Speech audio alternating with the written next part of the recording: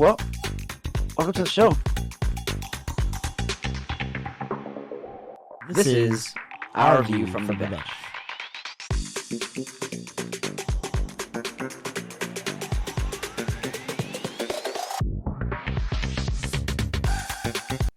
Well, welcome to the show.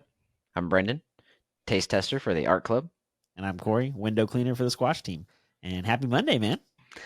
Monday. It's been, my friend, a whole week. How was your week?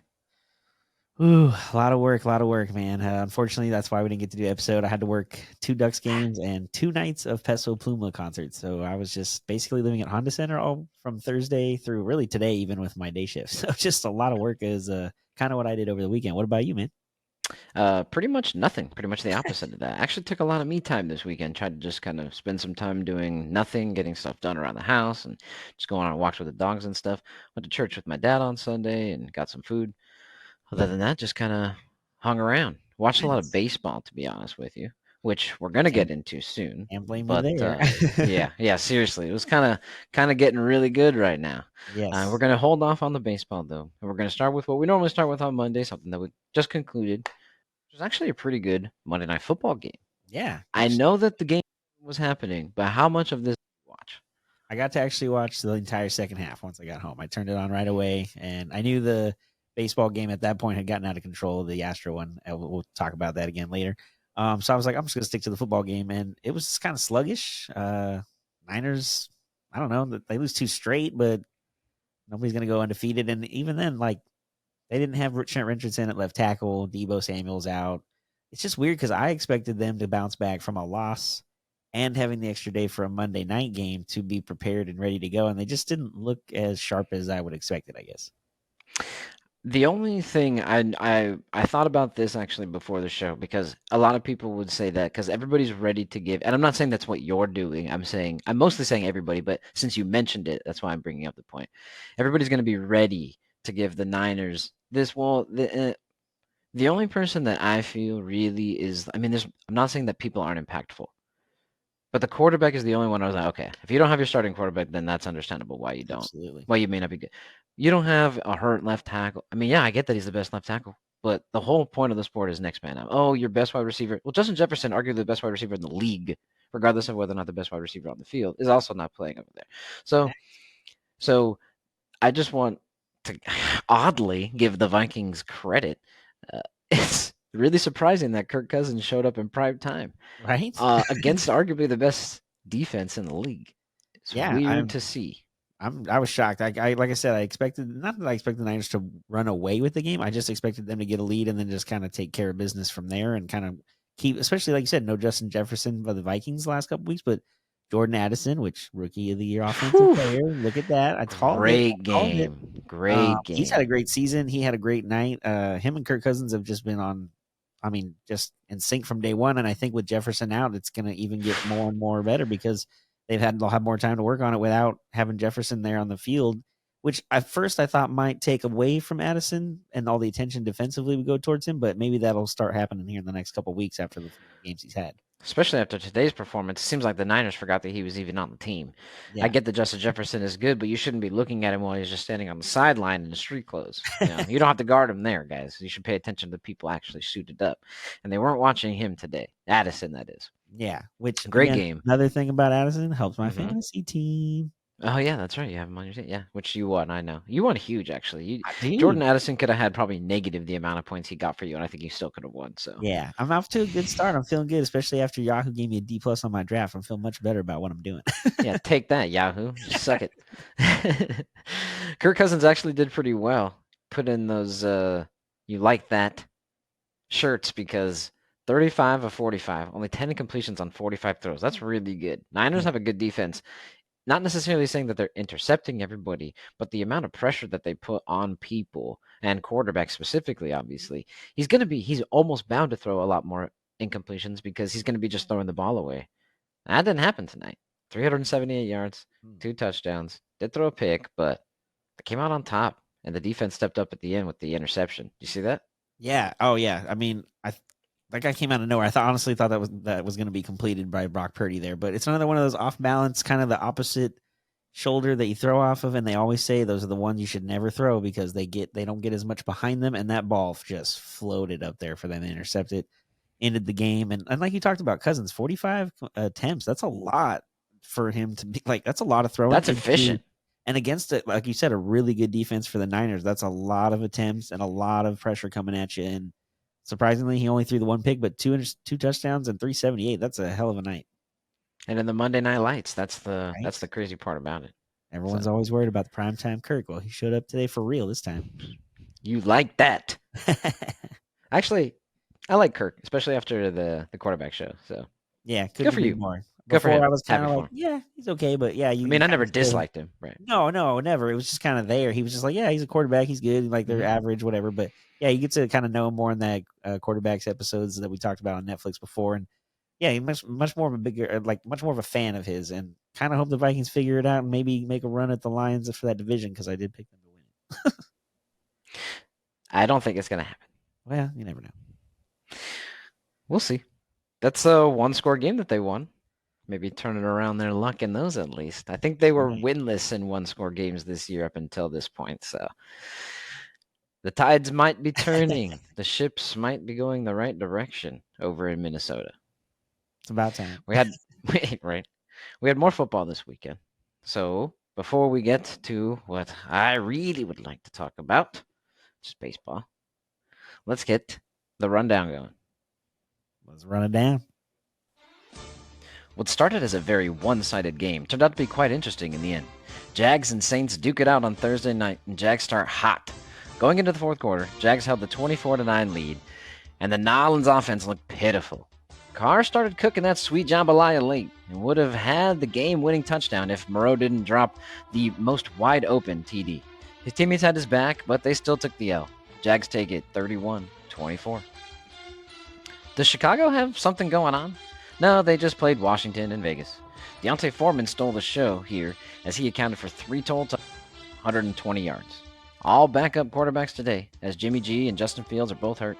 Bears take this snoozer 30-12. Bears winning 2 games this year was not on my bingo card. As I looked at the final for this game, I thought, wow, what a great first game back for Deshaun. He might be turning this around, only to find out he only threw the ball 5 times before getting hurt. Again. The Browns' run game were able to evade the Minshew magic, and Josh Downs becomes his new favorite target. Colts still lose 38-39. The Bills beat the Patriots, because, the Patriots are trash. Whoa, dude, no. The Bills lost to the Patriots. Did you not read the score correctly, or did you just assume the Patriots, who scored 20 points in its previous three games, lost for the 5th time this year? Either way, man, give the Bills a loss like they deserved after the way they played yesterday, New England. As you were. Snap, you're right. Mac Jones takes the offense 70 yards in crunch time to take the lead and leave 12 seconds on the clock. Pats stun the Bills and push them closer to 500 than they originally calculated as they fall to 4-3. Pats win 29-25. Tyrod Taylor should be 2-0 this season as a starter after a win yesterday over division rival Washington. Nonetheless, he is now 1-1. Giants seem to be doing a little better with Taylor at the helm and have had life in 2 straight games, winning this one. Sam Howell throws for no touchdowns, while Tyrod connects with Saquon and Waller for 2. Giants win this one 14-7. Bucks host the Dirty Birds on Sunday, looking to rebound from their beatdown last week. The biggest story here is, where was Bijan? Robinson was absent Sunday, but the Falcons took care of business anyways. Bucks offense seemed too dependent on Baker, as they can't move the ball on the ground. Baker throws 42 times, but all for naught. Falcons win 16-13. Falcons are now 3-1 in one-score games. Lions look dangerous coming into this matchup. Ravens are a formidable opponent, of course, but as long as Detroit can stay in the game, it will mean something, doing so in Baltimore. Forget everything I just said. Baltimore defense did what they do best. Shut you down. Lamar and company go berserk and put up 38. Lamar throws for 350 and 3 touchdowns as the Ravens soar to an easy win, 38-6. Rams here at SoFi hosting the Steelers, looking to build on their win against Arizona last week and move above 500. Steelers, however, have other plans. Pickett to Pickens was fruitful again to the tune of 107 yards, and the run game made sure to convert when it mattered most, scoring a pair of touchdowns. Rams look flat again and can't contain the Steelers' offense. Pittsburgh takes it 24-17. Steelers make it an ugly game and they win. That's what they do. Cardinals head up north to take on the 12th man. Kenneth Walker ran for over 100, and Jackson Smith-Njigba caught the first touchdown of his career. Seattle cruises easily at home as the Cardinals march towards that first pick. Seahawks win 20-10. Could there be a more boring matchup this week? I'd say this takes it. Broncos at home taking on Jordan. I hope Green Bay doesn't find out I'm not good. Love. And the game was a dud, as you can imagine. Both quarterbacks threw for less than 200 yards. No running back eclipsed 100. Only 1 sack and 1 turnover. The Broncos sneak one out and win this one 19-17. Still don't know what the Broncos are going to do with Russell Wilson moving forward. Chiefs hosting the Chargers. Mahomes versus the AFC West is a no-brainer. 29-3 all-time against his own division, and it wasn't stopping yesterday. Mahomes to Kelsey was working overtime yesterday as Travis goes off in front of Miss Swift for 179 yards and a touchdown. Herbert and the Chargers couldn't keep up as he goes for only 259 yards and throws 2 picks. Chargers apparently aren't panicking, but I guess when you won't win, is there anything to even panic about? Chiefs win at Arrowhead 31-17. The battle of the 5-1 teams. Sunday Night Football for everyone to see. Well, the thing that I saw is my NFC prediction looks pretty good right now. Eagles find the way to slow down the Dolphins' lethal attack as they completely shut down the run game and hold them to a measly 45 yards. Jalen Hurts was finding A.J. Brown everywhere as he has a phenomenal game with 137 yards and a touchdown. Eagles sort of the best record in the NFC and beat the Dolphins 31-17. The Vikings were in the perfect spot to just let this season ride off into the sunset, but for some reason, that same old Kirk Cousins did not show up this week. In primetime, against the best defense in the league, Kirk lights up the Monday night stage for all to see, throwing 35 of 45 for 378 yards and 2 touchdowns. Vikings win in primetime as Purdy throws the game-sealing interception on the Niners' last drive as they attempted to take the lead. Minnesota takes it 22-17. Woo! Another Nice. Yes. one. Man, lots of storylines. Lots of storylines. Yes. About, I mean, I try to bury them in there. The Sunday night game 5-1 teams. That's a big one too. I mean, just so much happening. I mean, even with bye weeks, like I didn't have to worry about the Titans losing this week.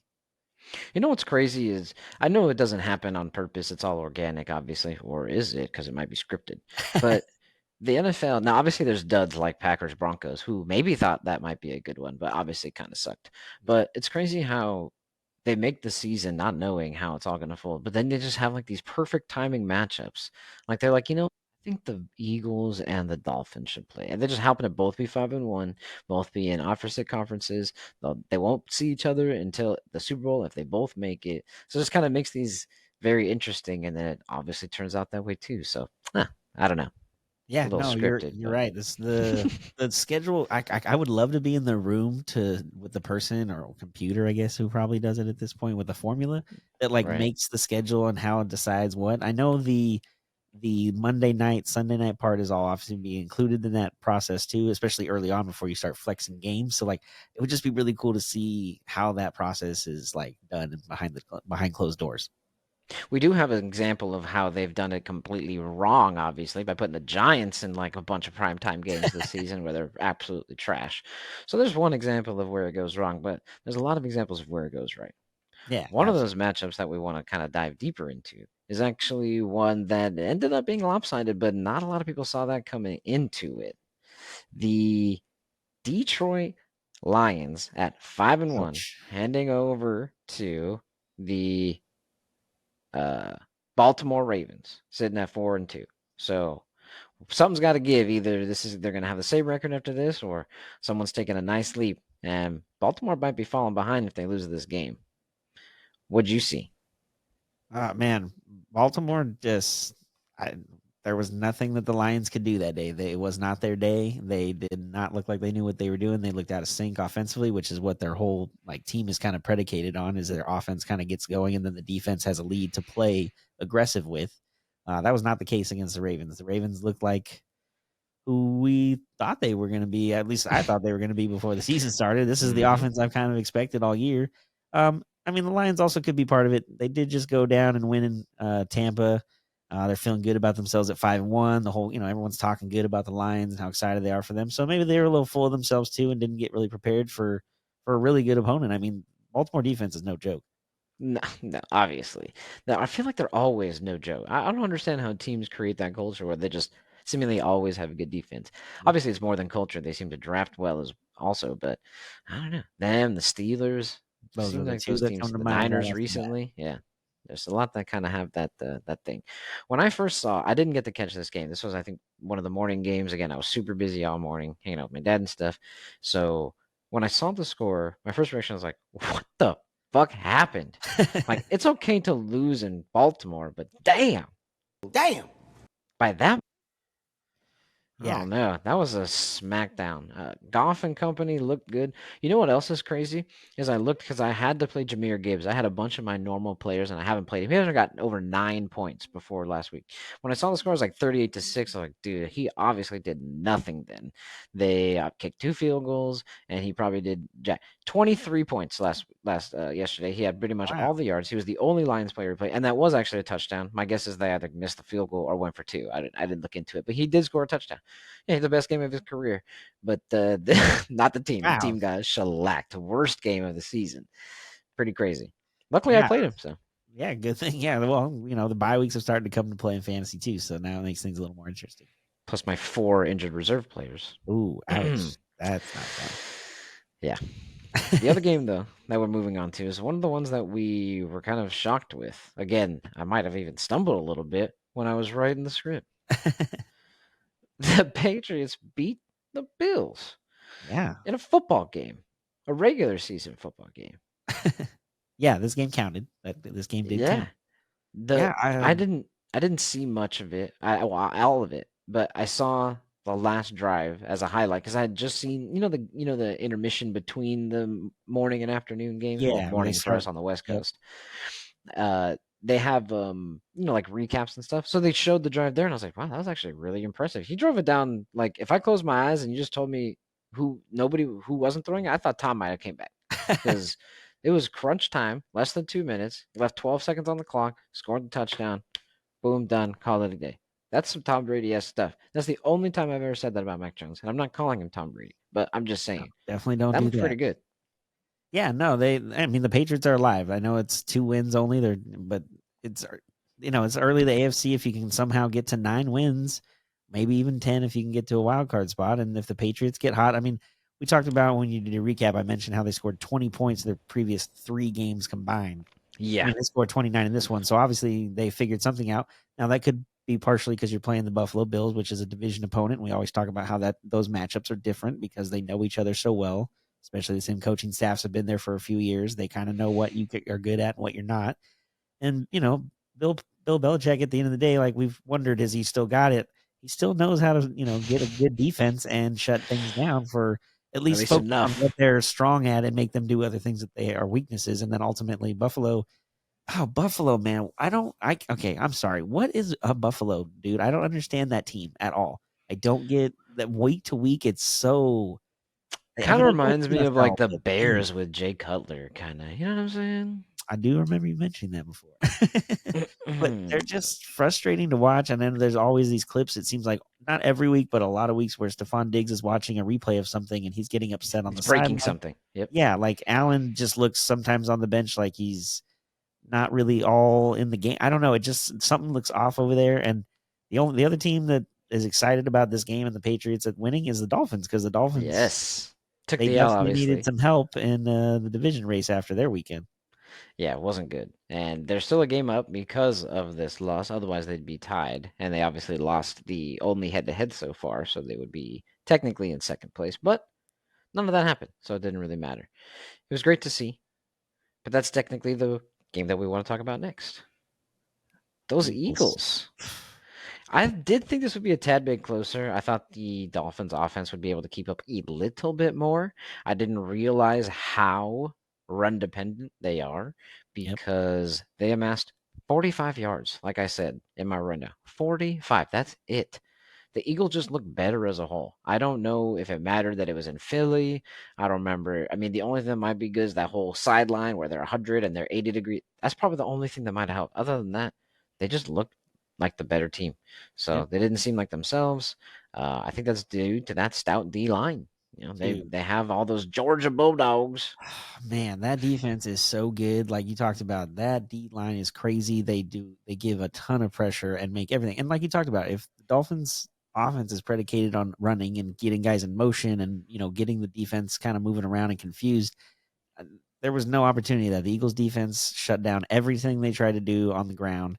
And then ultimately it didn't open up the lanes or even the over the top opportunity for Tua to do with Tyreek Hill and Waddle. So the Dolphins just kind of slugged their way to 17 points, but it didn't look pretty. And Mm-mm. if they can't figure out against a strong defense like that, or at least defensive line moving forward, they're gonna have some tough games or tough even opportunities to get to the Super Bowl if that's what their ultimate goal is.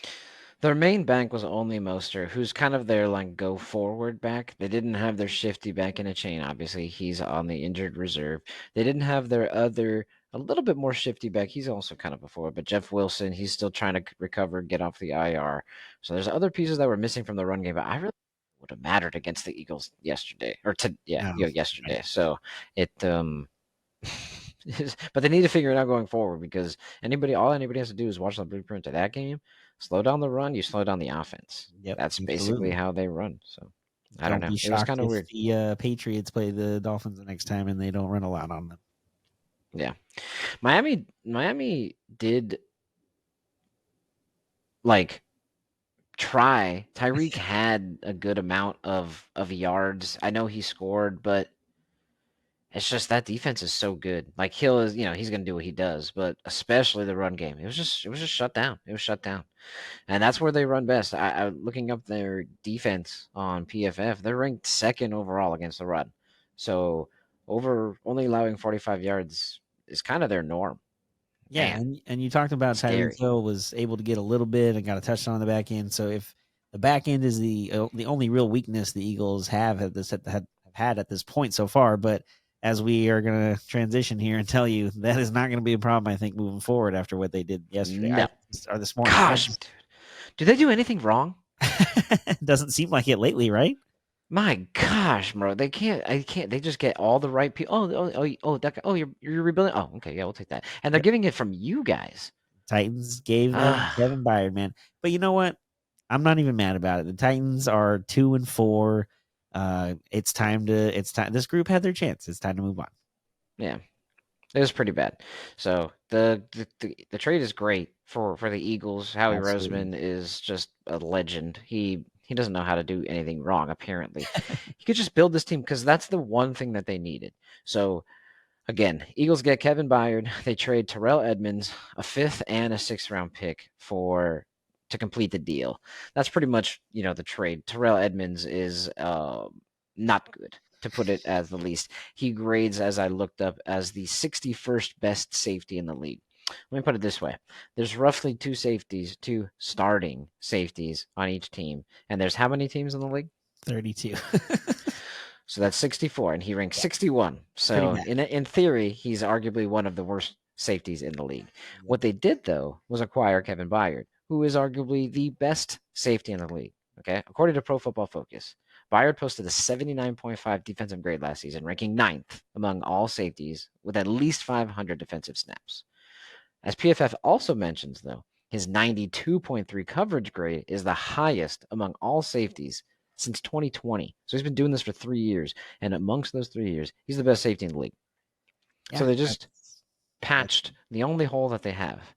When I looked it up later, I saw that the Eagles' overall defense is ranked ninth. makes Their sense. run defense, as I mentioned previously, is second. Their pressure, which is basically on the quarterback, is fifth. But their cover defense, this is what drops them from 9, was ranked 20th, or is ranked 20th in the league. Yeah, it won't be anymore. What did you guess? That'd be pretty cool if you got something I'm right like thinking that. like What did you top guess you think 12. they might finish? I think they can finish top 12 at least. Because if they're already like ninth overall, that means as a whole they're solid. If they fix the one weakness on the back end and Bayard plays the rest of the season with them, they can for sure get to a top 12, maybe top 10 by the time it's all said and done. But I mean, it's just a good thing for the Eagles. They're just adding on to, like you said, their great defense they already have. The offense, when it's clicking, is really good as well. They're a Super Bowl contender for sure. And as a Titans fan, I'm again not mad. I get it. It's time to tear it down. I hope they trade Derrick Henry. He's going to be a free agent at the end of the year anyway. Get a 5th rounder, 6th rounder, whatever. If Tannehill, I know he's injured and out right now. If he's like injured like a week or two, trade him. Trade him to the Jets. He'd be better than Zach Wilson healthy, I think, on that offense. And just tear down. It's time. This team had its opportunities. They went to the AFC title game. They lost to the Chiefs in 2019.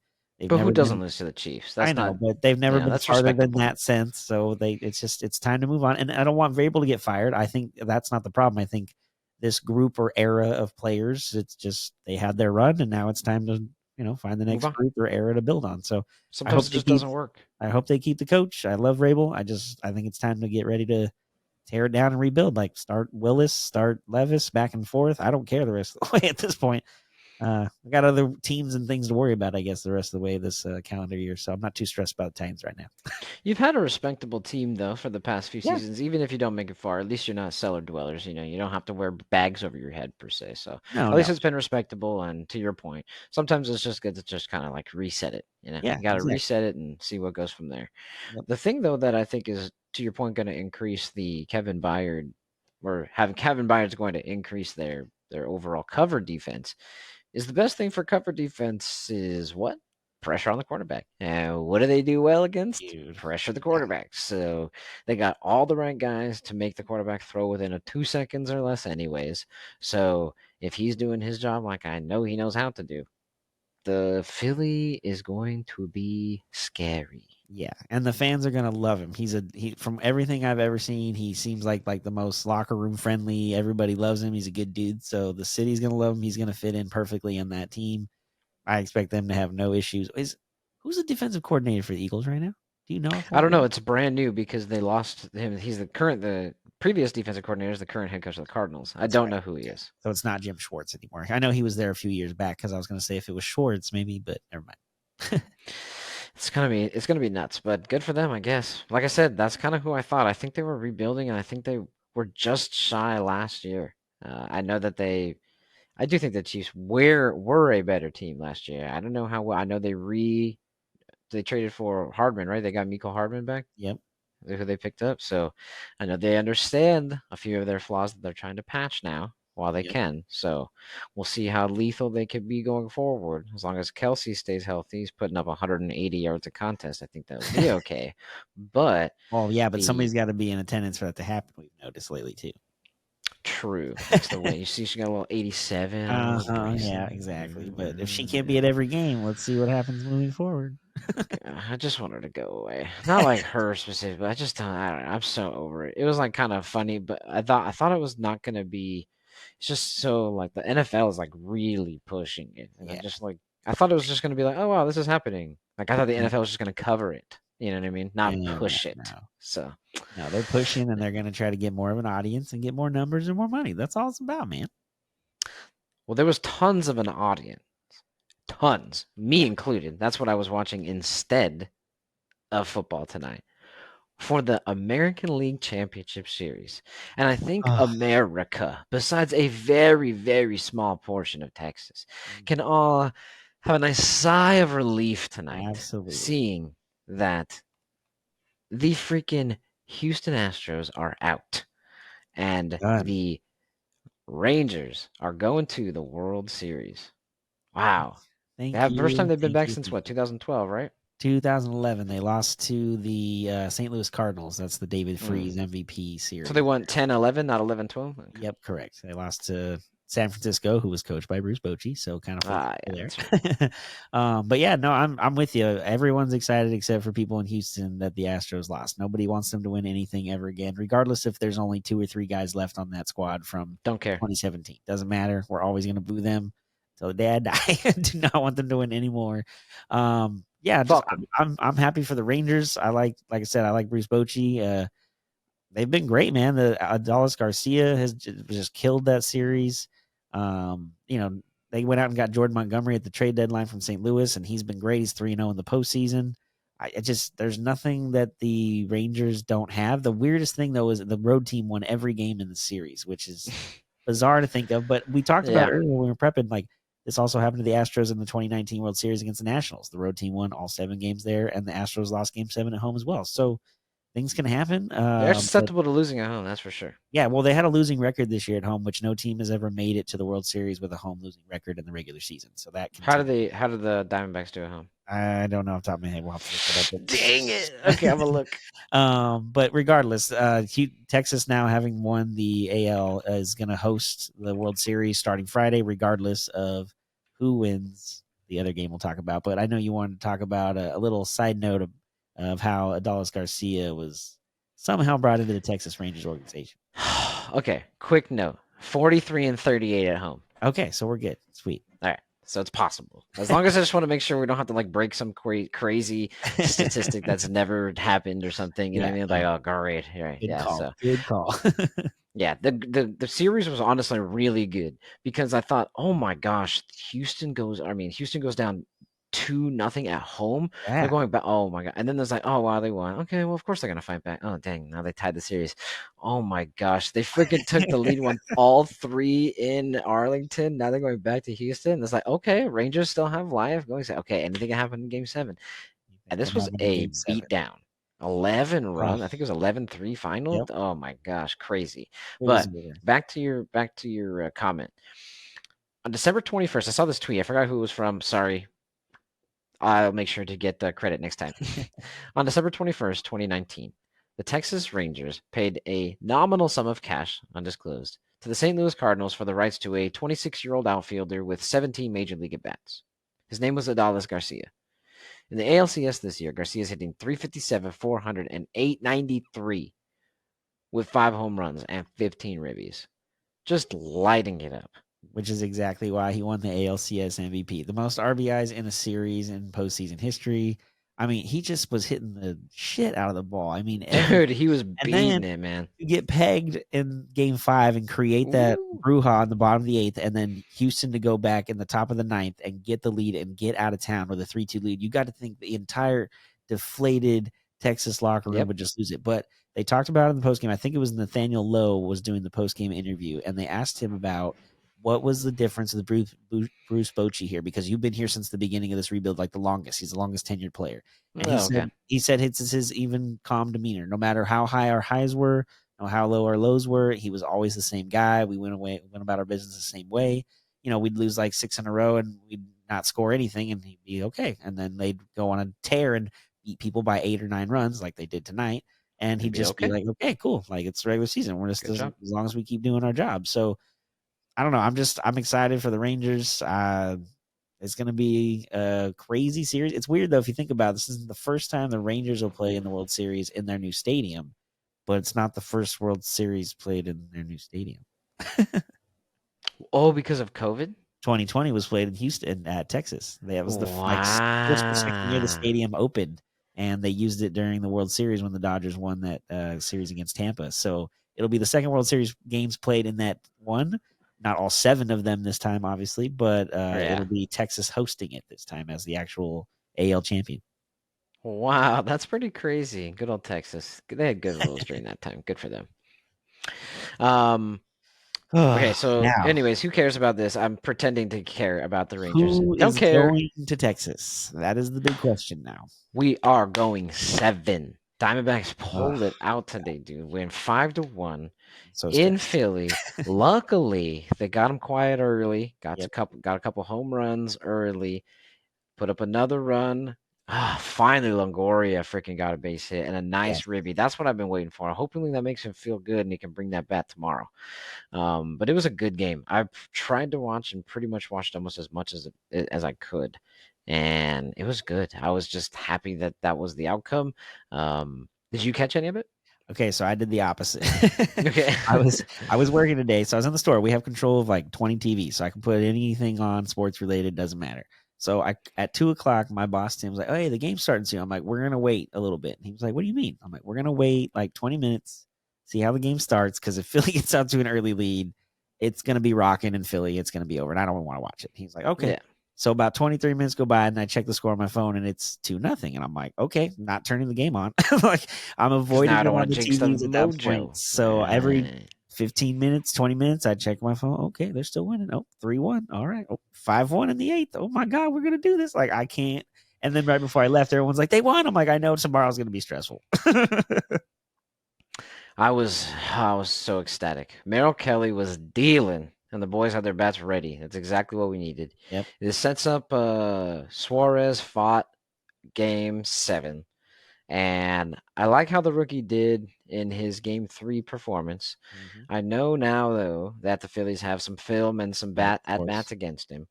So it's not going to be as seamless, I guess pun intended, as it will be for game 3. I'm hoping it could be, but I feel somewhat confident. Suarez didn't necessarily shut us down, No. so I'm not necessarily afraid, but he is very cool and very calm. He has been in the playoffs. I don't know if he's ever pitched a game 7, but he's been around the block. Whereas Fott is a rookie, so I'm hoping that the game 7, everything on the line. If you win this game, you go to the World Series. Nerves don't get to him, but Hey, we'll see tomorrow, bro. I am so stoked. Can we do this, dude? Can we do this? I think they can only because now we're in a game 7. Anything can happen in a game 7. I know you mentioned Fa is a rookie, but sometimes the saying goes, ignorance is bliss, right? Maybe not Yeah. knowing what it's like. And I know I don't remember where I saw the video, but it's probably about 3 weeks ago. There was a video or an interview, I want to say I don't know if it was with Tori or one of the other coaches on the staff, but they talked about when Fott come up originally early in the season, he had a rough stretch. He wasn't looking good, and he's a high draft pick. They have a lot of expectations for him, and he just wasn't really doing that well. So they took him back down and they said, "Look, go back down, work on some things because we're gonna need you in the postseason. Like you're Yeah. here and part of this future. You're a big part of this. We want you to be ready for October. So like, do your thing." He Well, figured some things out. He has looked a little sketchy in that first game in Milwaukee, but got through it and has looked great ever since in mm-hmm. both series against the Dodgers and the first game against the Phillies. Yep. Suarez again. You talked about now that the Phillies have film on Fott. Well, now the Diamondbacks have more film on Suarez too. So that kind of True. goes both ways in that. Goes And both again, ways. ignorance is bliss Jinx. sometimes for these rookie pitchers. Like John Mackey pitched Game 7 of the World Series for the Angels when the Angels had never won anything ever in their existence, and Yeah, he Barry Bonds shut the Giants Giants team. down and won a World Series. So anything can happen in a Game 7, regardless. And if you're Tory, even if Fott gives up something early, he's going to be on a short leash. This is Game 7. Game 1 of the World Series is until Friday, so you got multiple days off to get the pen and your rotation and ready. So I wouldn't even be Empty it. shocked. Don't be Yep. shocked if Zach Gallen somehow pitches an inning somewhere in the 7th, 8th if it gets close and they're starting to run out of arms because of matchup situations. Like it's all hands on deck tomorrow. I'm super excited. I'm super nervous at the same time. I'm mad that the game doesn't start till 5 p.m. So we have to wait all day. I kind of wish it was the 2 o'clock game like it was today. But I don't. I'm glad it's a little bit later. I like to watch it at night because I work all day, so I can't I'm watch nervous, man. I'm so nervous. it. I'm kind of curious to see though how it'll all kind of play out. I know though if you're saying that Gallon's going to be available, that means Wheeler might be available for them, True. who is very good against us. Very good So point. even if it's for an inning or two, he pitched a couple days ago, so he's got day and a half or so rest. Yep. So he can come in and throw an inning or two. Luckily, it's not a lot. Obviously, Aaron Nola, who we hit up, pitched yesterday. I'm Yeah. hoping, to be honest with you, that we eventually run out, can get them to run out of arms. Obviously, we just take the lead and we win, great, right? But if it Yeah. does come down to a close game, I hope we face Kimbrough. Yes, absolutely. Bring him in. I hope it's a one-run I hope, game or a tie yeah. game. And my biggest pet peeve in baseball is putting a closer in a non-save situation. It is the most one rule in my mind nobody's ever going to change my opinion on in baseball. I had this argument with an old boss of mine who used to work with me for 4 years. Every baseball season, because he was a Dodger fan, we would have this conversation about, well, you put your best pitcher in the Kenley hardest. Jansen. Yeah, exactly. That's how the conversation started. And it's just I never have understood it. I don't get it. So if it comes down to a tie game in the 8th or the 9th and they bring Kimbrel in, I'm feeling good as a fan of the Diamondbacks. Low key, I'm feeling really good because he has not looked good in the series. I mean, Yep. Alek Thomas is a rookie. It's not like he had a bunch of film and experience against Kimbrel, and he took him into the pool back in Arizona in Game 4. So anything can happen. It's Game 7. I feel like this Diamondback team feels like they can do anything at this point. They believe in themselves more than they have at any point in the season. I mean, nobody expected them to be here, and here they are. There's a bunch of young guys. Ketel Marte, I think, has now had a hit in every single game of the postseason, which is the longest for his to start a career. I don't know how many games he's played right now, but it's just everything's. it just so feels so good, but also feels so not right and ready yet for it to happen. I'm just so nervous. The most times where we've had trouble, we as the Diamondbacks, of course, were the games against Wheeler. Both games against Wheeler, we lost. Yep. Well, he's not pitching tomorrow. So 2 of the 3 losses, we had to deal with a pitcher who's not going to pitch. Maybe he throws an inning or 2, right, in Yeah, relief or but something like not that. starting. He's not starting. So, right. The only other pitcher we had an issue with was Aaron Nola. That's the other game we lost. But we just beat him today. So, the lucky part for us, if everything can keep going the way it's going, is as I forgot who you said, or if maybe it's just a team mantra. Their bats get better as the game goes on. They seem to like watch pitches, become more patient. They start studying this stuff, and they also have been doing well against bullpen. Yes. So if you couple those, hopefully if we do get a leave, I'm hoping for a fast start, but a slow Yes. start isn't always bad either because we've had a couple comebacks. So anything's possible in a game 7. Yep. I'm I just believe one of the nicknames for stoked. this team this year in the local area in Phoenix and stuff, I've heard it on the broadcast because I listen to the radio broadcast sometimes, is the answer backs. They do have a lot of comeback Ooh, wins. They don't give up. Like you said, they have a lot of, as the game goes on, they tend to get a little better. And again, a lot of these guys have never had this long of a run. So again, maybe my saying of ignorance is bliss is a good thing in our part because Philly was just there saying fuck it, last right? year and we're just riding it. And I think Torey Lavello is very even keel, and I'm excited. I can't even fathom the fact that they're in a game 7 tomorrow and they have a chance to go to the World Series again for the first time in 22 years. Because after we won it in 2001 and then in 07 we had that nice run in the NLCS and then we got swept, I was like, well, that will probably never make it to another World Series then. Like that was never going to Still haven't be. yet, so I don't know, cross your eyes or dot your T's. but it is an opportunity I didn't Yeah. expect to have at this point. I am happy that we forced a game 7. However, we did lose the season series to the Phillies 4-3. Yeah. So it is very possible that although we're excited and happy and have some optimism, that we lose the National League Championship Series 4-3, like we lost the season series 4-3. Optimistic for the opposite, but anything can happen, and I'm just excited to see it. But going to a game 7, we're able to force it. It makes the Dodgers sweep look better because after we lost the first 2, and everybody was talking about, oh, Diamondbacks suck, and I saw the Philly fans, oh, I'm buying all the tickets out, I'm not gonna go, so it's empty, stupid Diamondbacks fan. I was like, dude, what the heck did the Diamondbacks ever do to the I Phillies? don't Why are we know, man. stupid and all this kind of stuff? Like, you could buy the tickets if you want, but I mean, I guess it's just a Philly thing to just be rude, but it is what it is. It's fine. I understand it. They're having fun, but I'm happy that we were able to come back and make it seem like no. This isn't just some like pushover. We didn't just get lucky beating the Brewers. We didn't just get lucky sweeping the Dodgers. We're a good team and we can play. And even though we lost the first 2, you guys were rocking. We can make something of it. And we've forced it to a game 7. That's literally all you can ask for. Yep, absolutely. And like you We're said, obviously watching, bro. I'm gonna be texting. oh, Don't text too much, bro, because oh, you're a little bit ahead of me. Okay, I freaking won't. I'll let don't ruin too I'll much. leave it to you to text first and start the conversation Okay. about something. That way I don't All ruin right. it.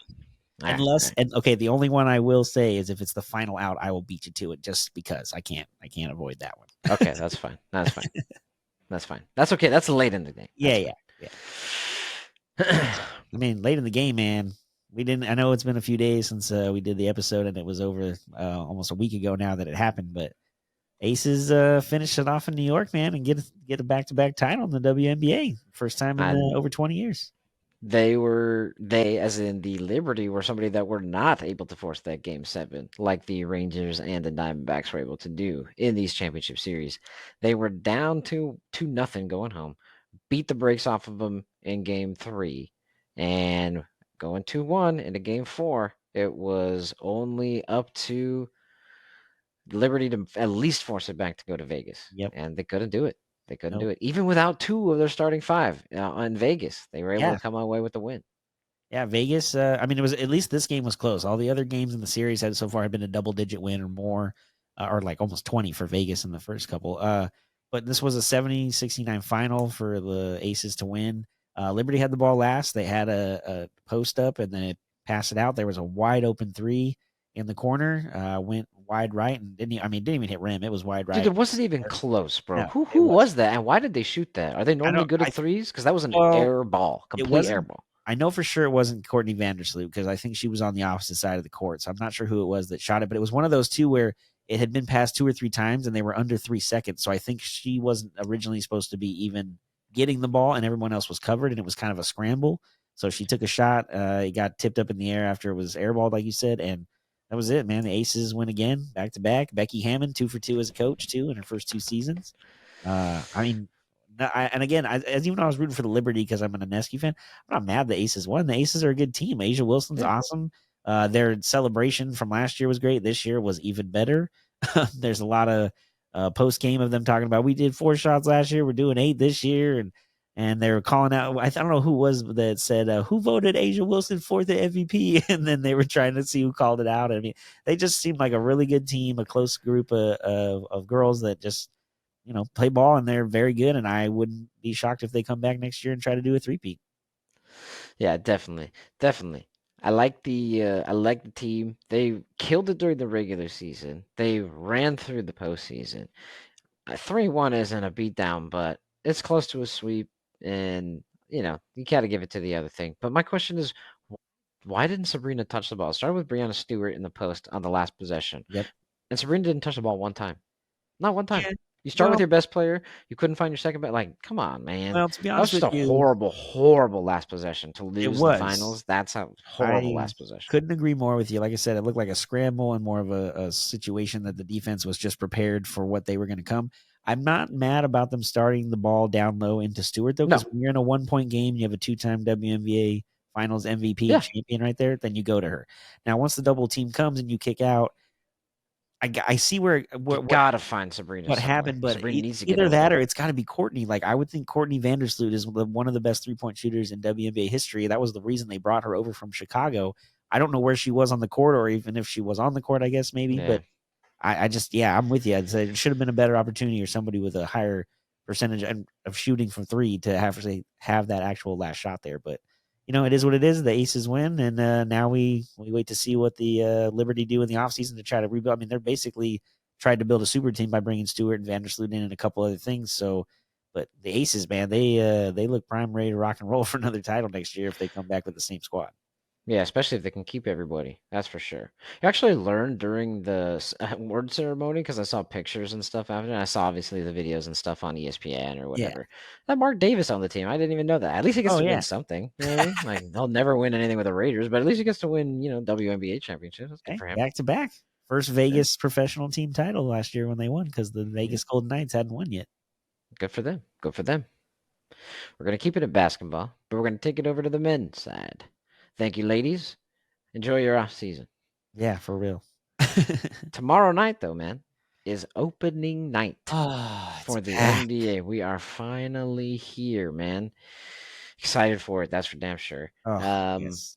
Lakers do play. They play in Denver, of course. Mike Malone's going to be ready to talk all the crap that he wants to talk. So there's good for that.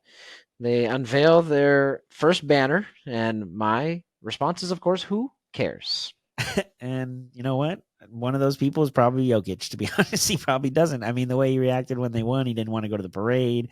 I mean, eventually he did, and he had a great time, let's be honest. But the main reason we're watching opening night at this point is it's a Laker game. That's all it really matters. I'm just excited. I love basketball. Like basketball and baseball are my 2 favorites. So this time of year to have the World Series about to start and basketball starting at the same time is my favorite.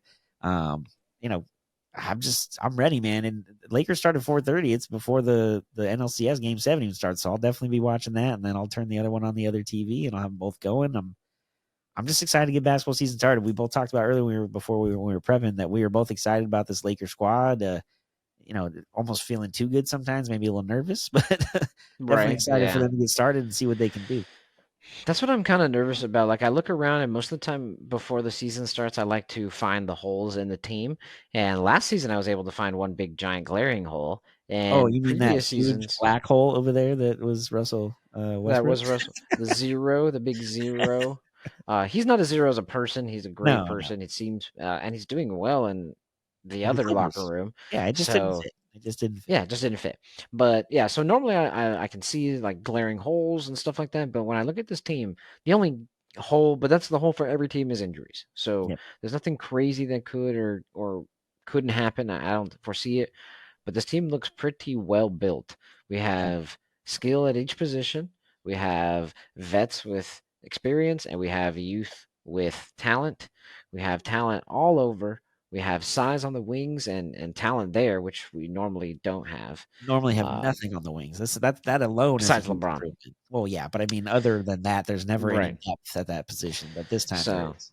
it's great. It's great to see Rui doing work and really, kind of showing up to be what might be some minor, mere mortal form of LeBron James. That would be pretty cool. I know that they've been mentor and mentee this whole offseason, so Yep. we'll see what that brings. But definitely excited, man. I'm gonna be kind of torn. What time does this game start?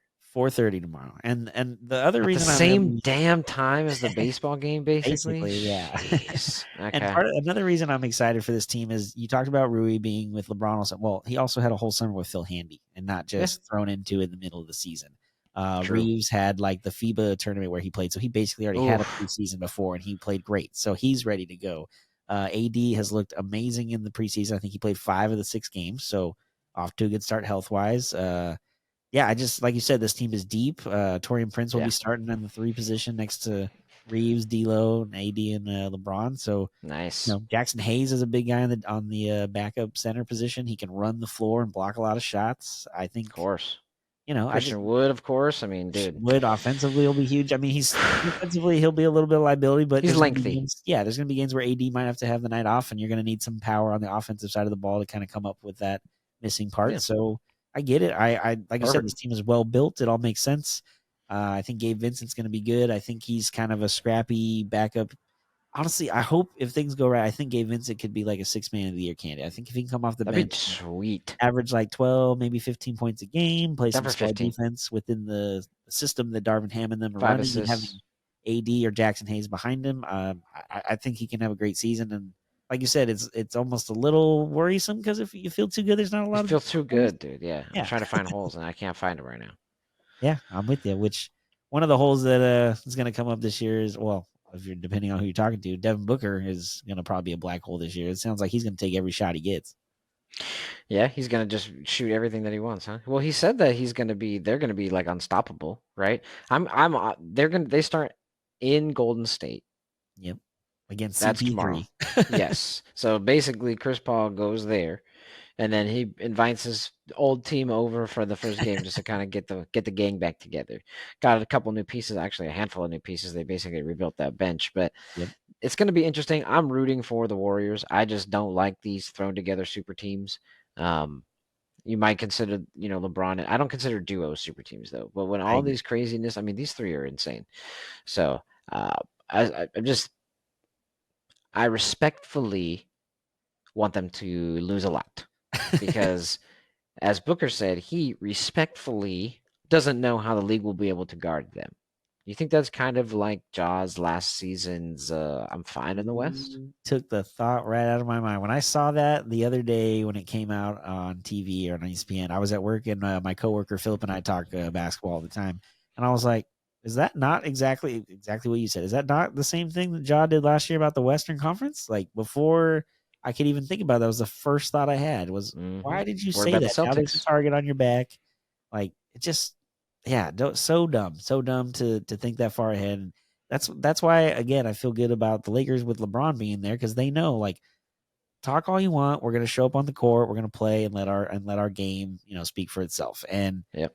if AD is as good as I'm hoping he's gonna be this year, and the rest of the team is as deep and I mean even Cam Reddish, he's not gonna be playing a lot early, but he could be one of those guys that when he gets his opportunity, if he takes advantage, maybe he gets himself into the rotation. Max He Christie was maybe really gets his name talented. in there.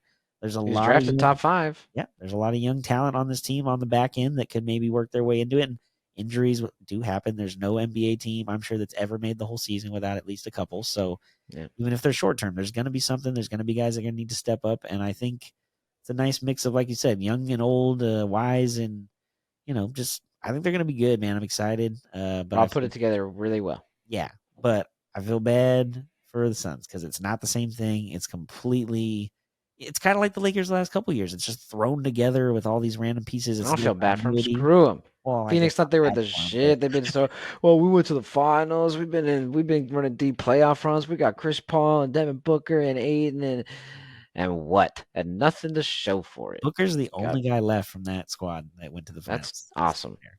And I you mean, know he's what? good. I'll give it to him. He is good, and I'm with you though. I'm rooting against the Suns. I'm rooting for the Warriors for sure. Even though I'm a Laker fan, I still like the Warriors. Steph Curry Me makes the too. game so fun to watch, and Dude, the Warriors were good when the Lakers were bad. So it was exactly, like perfect timing to be like, well, as much as I'm not rooting for them, yes, I'm not rooting against them. We're not exactly, good anyways, so who cares?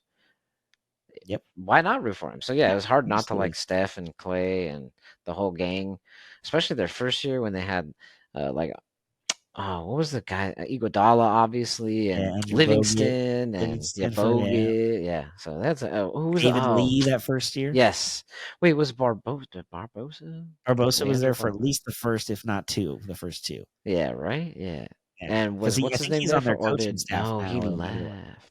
Oh, he did. Yeah, Okay, I knew he was on their coaching staff. yeah, it was a good team. It was a good Yeah, it was a team. really It good was a good team. team. Which now it's kind of a revamped old team, though. If you think about it, you bring CP3 in, that slows everything down, which kind of goes against their whole philosophy of running and gunning. Yeah, well, they're getting old Um, anyway, so they need to slow yeah, that's down. true. That's a good point. They are getting old. Clay's a year older, and Clay now having a whole season plus of the post injury, maybe he kind of reconfigures the way to go about it on defense because he's looked a little bit off the last year after that title run the year before. Maybe that long season into the finals after coming off the injury could have been part of it too in last season. So maybe it'll be better this year. And he's going to be playing for a contract now, as we know, so that could change things.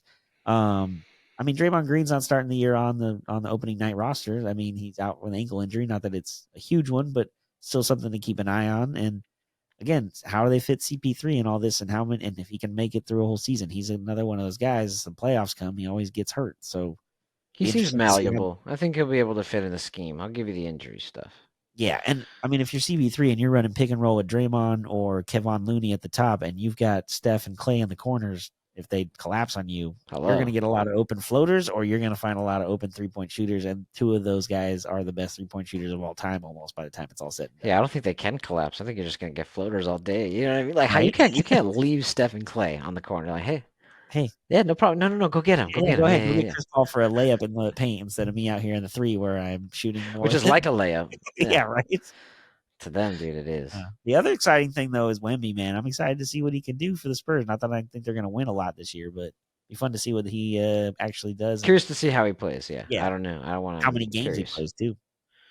Well, I'm not hoping for an injury, but No, hey, I meant guys. more the Spurs like kind of Oh, limiting managing him. him. Yeah. I think I read a thing where he's only played like 45 to 50 games in a calendar year, like during a season. So going up from that to 82 is kind of like college, but that's a big jump. So maybe they'll keep him down to like the 55, 60 game range and kind of work him into it Break instead him of in. just taking too hard. Might as well. Right? Makes sense. Something that was hard for me to watch this weekend Oh man. was the freaking Ohio State Penn State game. I know your brother-in-law will be happy. Well, I'm not happy. I'm mad. I was so annoyed by this game. As we discussed earlier, I'm a Michigan fan, so I'm always rooting against the Buckeyes. Penn State's quarterback looked overwhelmed, and while the score was close, it was 20-12 final Ohio State. Watching it, it seemed a lot more distant. You can see which team was better. It was clear.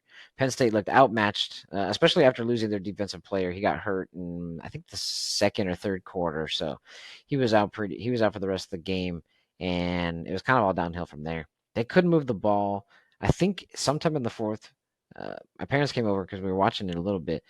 The Penn State quarterback in the fourth quarter had 10 completions. That's Wow. it. That's all. So they couldn't move the ball. They couldn't do anything. And Buckeyes take it 2012. Yeah, that's exactly you described it exactly. I watched for sure the entire second half. It was ugly. It was I think when I turned it on, it was like a 3-point game. And then it kind of, Ohio State kind of figured a thing out here and there. But Penn State just looked terrible. They looked awful. Couldn't move the ball. And then they just, and I know it's just, it's a conference game, so you know each other well. But man, did Penn State look bad. And now they're just going to drop in the standings. And Ohio State gets another win. They're 7-0, and they're still in the college football playoff hunt, which what else is new? They're right there. Them and Michigan are in the top two, and they As ultimately are going to always. play each other in probably the Big Ten title game, and they'll still probably both be in the college They football probably play playoff. each other before that. Anyway. Yeah. They play each other before that, most likely. I'm pretty sure they play. Oh, they have a some regular certain season time, matchup too. That's right. Oh my gosh, I didn't even think about that. So that'll be pretty interesting. But The only thing that I also saw was it was really the skill position players that kind of helped it work.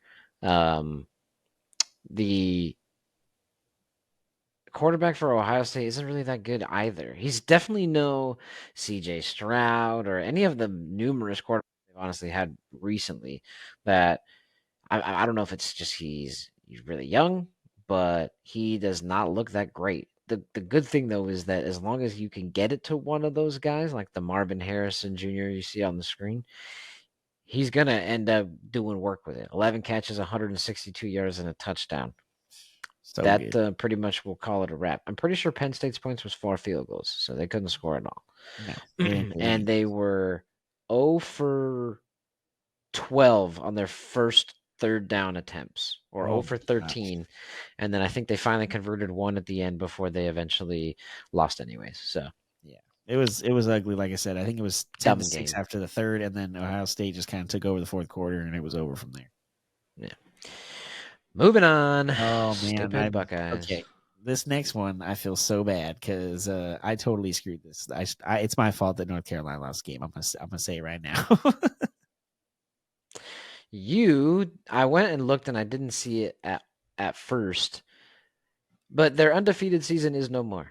Yep. It reminds me of the South Park clip where they go to the banker to Oh yeah. invest the money. And it's gone. We basically were talking about them being undefeated. You had wrote on our sheet, I think what was it, Thursday or Friday night, I'm assuming. Uh huh. You kind of putting it together and you put, can they go undefeated? Well, that was and it's gone. Yeah. Just like that. And Boom, done. No more undefeated season. North Carolina loses to Virginia, who had one yeah, win that's before the that worst game. part. That's the worst part. You're right. I wrote on there, can North Carolina possibly get into the college football playoff? Like they could win the entire conference and then win the conference title game, ACC, and then if they're undefeated at that point, I would think they'd get at least the 4. Man, yeah, I At totally least a screwed them nod. because when Yep. I saw the final on Saturday, I was working. I was like, oh man, I totally wrote in that thing that they were going to win, or like if they were undefeated, what could happen? Um, yeah, and again, the city losing a 1 loss or 1 win team in Virginia. It's not a ranked team. It's not even if it was Clemson in the ACC, I could understand. Virginia Tech, even I could Virginia, who has 1 win, that's a terrible loss and kind of weird on Mac Jones and them to do that. I feel like they would have been ready for this, and oh well, North Carolina lost their shot. Being just a basketball school. Drake May is probably going to leave and go to the draft, so we'll Yep. see where he turns out, but they'd look bad. Yeah, ACC still has Florida State. They're ranked up there, so there's an undefeated school the ACC can send. But there's no longer sending 2. That's for dang sure. absolutely. I don't even feel like talking about it, but I kind of Um, feel like talking about it at the same time. This damn absolutely. school. I don't know why I root for this school. I mean, I'm glad the Pac-12's over, I guess, because I always say, yeah, go Pac-12 because we suck and the Pac-12 sucks. And I was like, oh, but if I had to pick a school in the Pac-12, it'd be the Trojans. And yeah, well, I mean, why? What for? What for? Yeah, Just not losing, just lose, lose, not lose. I good. mean, I don't know. They suck. USC sucks. The most overhyped team in the Pac-12, and that's saying something with Colorado and all the hype that they get. Yeah, I don't true. think Colorado's overhyped. I'm just saying they get a lot of hype. Go ahead, Caleb. Stay another season. Go ahead and do that. Stay behind your below average.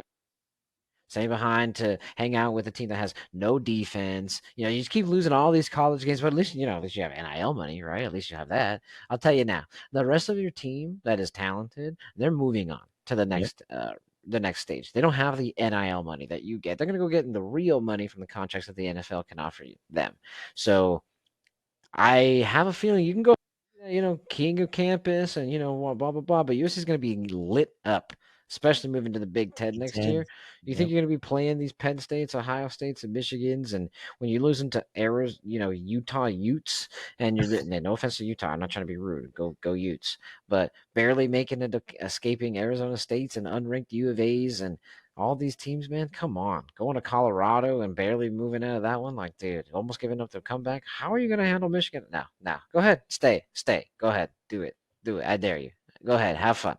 I'm done wanting Caleb Williams. I think he's a little bit overrated. I'm I'm sorry. with I'll let you. you talk. I No, kind of had no. to go off. Sorry. All good, man. I get it. It's been a lot. We talked about, I think, last time how his dad and him talked about they didn't want to be on certain teams. And then there was a rumor Fine. that came out this week about whatever team did draft him, he'd want a small ownership minority thing, which is not even allowed in the NFL rules you as an active player. So I don't even know where that came from or even if that was real. But there's just all these weird things. And, He thinks he's the yeah, Michael you want to, Jordan or something. yeah, Jeez, right. You want to man. hold out Chill. and stay in college. That's great. But like you said, if this is the team you're playing on now and you can't beat teams in the Pac-12 and Utah, especially for whatever reason, is 3-0 against him. He cannot beat them. It's weird. Yeah, then just go to the NFL, man. At least, like you said, get your money. Go to an organization that isn't run very well. I mean, you're still going to lose. It's the same thing you're doing at SC. So, I mean, I don't know. There's nothing to, and I wouldn't even be shocked now. The conversation will start happening too if they lose again next week. Like, how many more games does he even play? Does he sit out the rest of the year and just wait for the draft instead of taking the chance of getting hurt because their offensive line and stuff is not very good? And obviously, he's running for his life. And if he gets hit hard one or too many times and knocks something out, I mean, he got hurt last year before the Pac-12 title game, and that was why they lost to Utah because he wasn't himself. So I wouldn't be shocked if they lose another one or two. He sits out and doesn't even play the last game or two of the season, let alone the bowl game if they somehow get into one, which I think you get into one They, of 6 wins. So they might. well, they are. I think they have that at least already. They only have 4 games left. So San Jose State. There's 1, 2, 3, 4, 5, 6. They have 6 wins. Perfect. There you go. All right. See. They have 4 games left though. They go to Cal. Okay. Host Washington. Nope. They're gonna lose that game. To at Oregon. They're gonna lose that game. Host UCLA. Toss up. Wow. They're ranked 24 right now. UCLA is 23. Wow. They're still ranked. Yeah, 24. Shocked. Because Utah was ranked right out. 14. I They know, only lost but by 2. yeah, I guess, but I thought they'd be right outside because they haven't looked good in weeks. Like you said, they almost gave up the game to Colorado. They struggled against ASU. They almost gave it up against Arizona. They were bound to lose another game here shortly because they have played terrible. So the fact that they lost to Notre Dame and now Utah, again, Utah just seems to know what to do against Caleb, and Caleb looked off. And I don't know. I don't know what SC's going to do. Especially, I don't know what their plan is beyond. And we even talked about before on our previous episodes that maybe if he goes to the NFL, Lincoln Riley goes with him. So it could be a completely different like world at SC next year if that's ends up what happening. At this rate, I see them going 1-3 over the last 3 games. I think they squeak one out against Cal. They kind of come back. They did only lose by 2 against Utah, so it's not like they got blown out like they did Yeah. against Notre Dame. So I think they come back and they beat Cal, and then I think they lose to Washington. I think they lose to, or actually no, let me take that back. I know they lose to Washington, and then I know they lose to Oregon, and then I think they lose to UCLA. So one last thing before we get off this, because I just wanted to listen to a bunch of stuff about Caleb, so I went and found even more dirt. Okay. I looked up Caleb against right. Oh, he's a generational quarterback. Oh, I could do whatever I want. I'm gonna stay because I request this. I want ownership. Okay, you're beating up on the San Jose's and the unranked ASU's and the U of A's and the Wazoo's and all these random people that nobody. Okay, in your entire college career, again, this does date back to Oklahoma where he was with Lincoln Riley before he did transfer over to USC. So it includes both. Okay, he's played 5 teams in the Power 5 that have top 25 defenses according to College Football Reference of that time. Okay, he's only done good in 1 game, and that was against Oklahoma State, the Cowboys, who were good Yeah. like for 1 season and have since fallen off the map. He went 20 of 39 for 252 yards and 3 touchdowns, no picks. Other than that, he throws 50% or below in every game. He has less than 300 yards or less than 200 yards in every game. And one of those games, he has less than 100 yards. Yes, he had 8 for 18 for 87 yards, 1 touchdown and 1 pick against Iowa State when he played in Iowa Oklahoma. State. Yikes. And then the most recent game, 23 of 37, actually a pretty good completion percentage, but I'm guessing got just a bunch of dinks and dines to the freaking backs, which I did see because, as I told you when we were discussing the game, every single freaking play was an option. The triple option is it me, toss. Yeah. That's all it was. 199 yards, 1 touchdown, 3 picks. So against good defenses, he's actually not that good.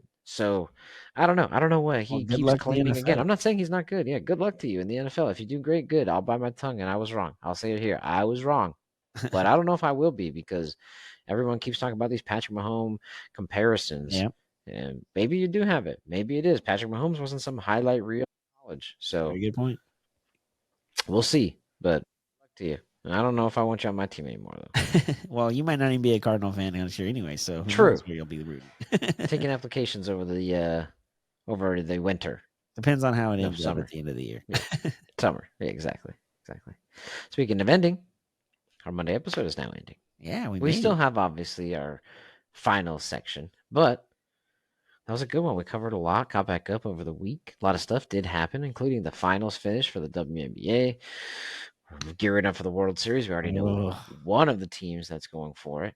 But yeah, we have another one segment. What segment we got? What day is today? Monday? It's our Monday. favorite, What's on man. Mondays? What's on Mondays? Monday. Oh yeah, that's right.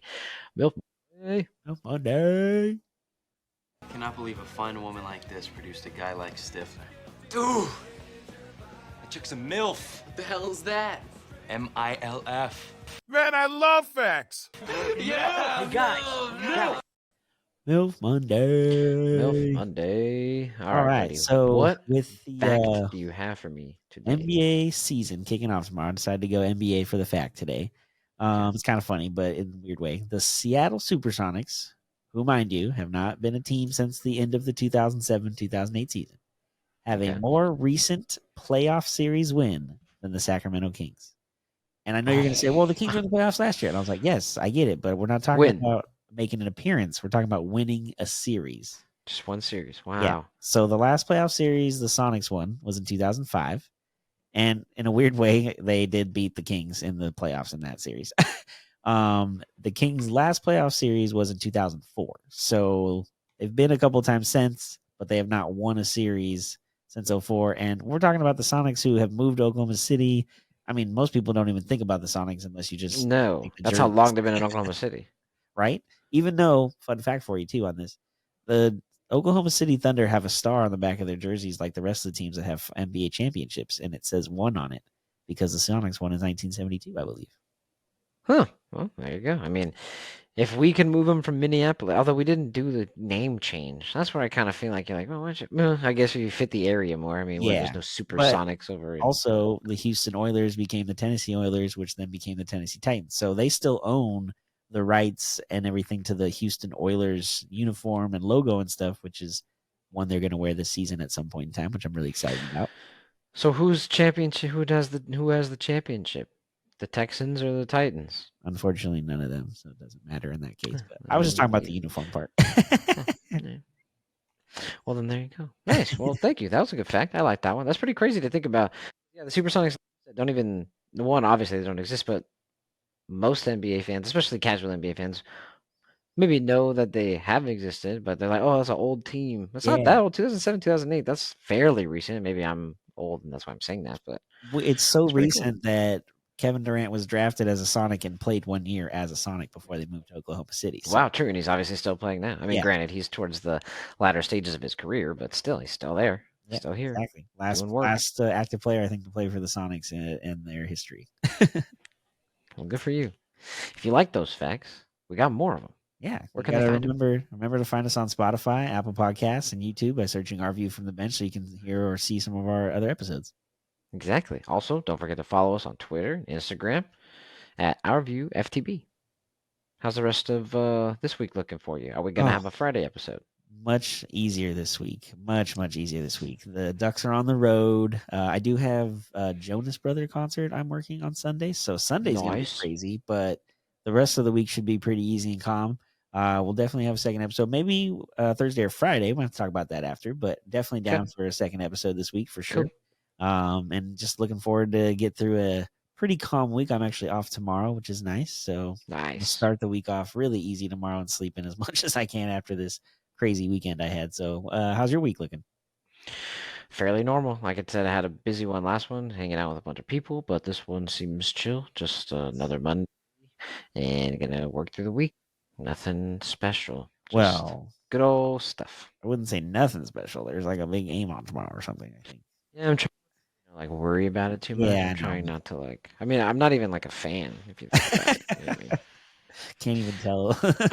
Though, yeah. You like baseball? Super or excited what? to see. Yeah, it's fun ish. But yeah, other than that, I appreciate all you stopping by. And same thing from the bench. I'm Brendan. And I'm Corey. Like we always say, enjoy the sports until we talk again. Peace. Game 7, baby. Let's go. Let's go. Anything can happen.